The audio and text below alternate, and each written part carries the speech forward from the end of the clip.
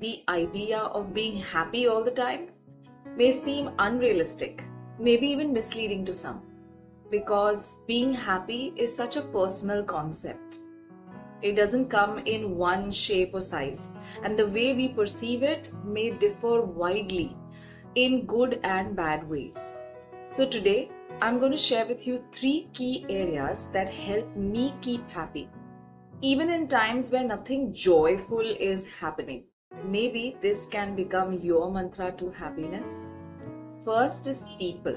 The people in your life play a powerful role in shaping your well being. Whether it's family, friends, or even those chance encounters with strangers, the right kind of relationships can become the foundation of support.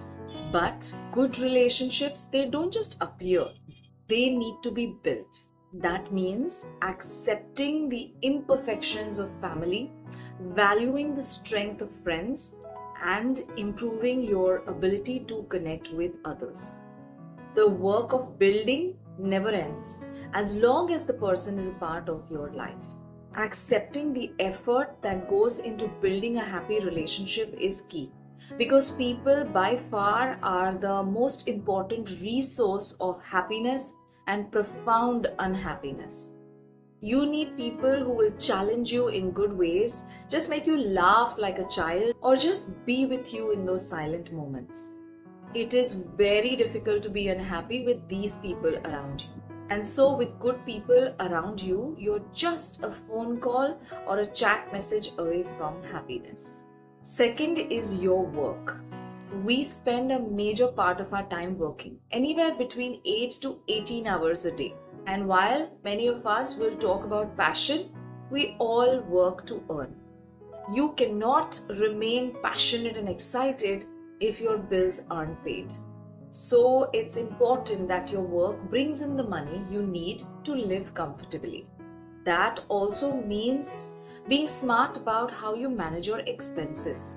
If you're not confident about money, turn to those who are. Ask questions, learn from them. And if you're lucky to enjoy what you do while you earn the money, well, you have found the second key piece to the puzzle of happiness. Work is more than just a job, it's a daily commitment. And when it also fulfills your financial needs, it brings about a sense of stability and security that makes it much easier to feel good about life. Also, the environment in which you spend so many hours adds to whether you are becoming happier or unhappier.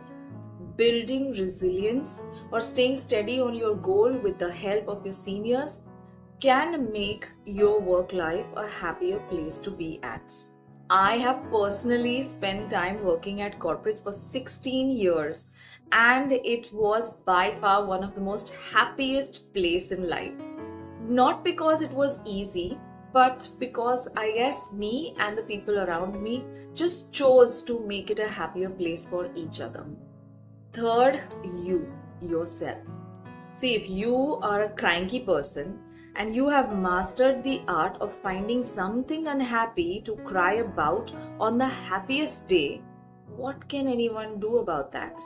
If you are choosing to speak more about your challenges and difficulties and not focus on your blessings and good fortunes, then you are choosing to be unhappy. Perhaps you've gotten used to discomfort being your happy place. So, what personality habits you've developed is very critical if you want to be truly happy. The good news is that habits, patterns, and beliefs can be changed based on what outcome you want to see. If you don't want to be, you are not stuck with who you are today. Learning how to be flexible, how to focus on the things that make you feel grateful, how to stay light in spirit can make a big difference. For me, working on self-love, communication, and spirituality has helped me feel happier and also attract similar, more happier people in return.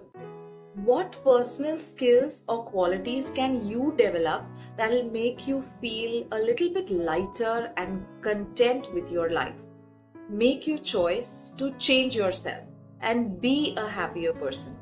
Take help if you need. Taking help is not a sign of weakness. It's not showing that you can't do it yourself.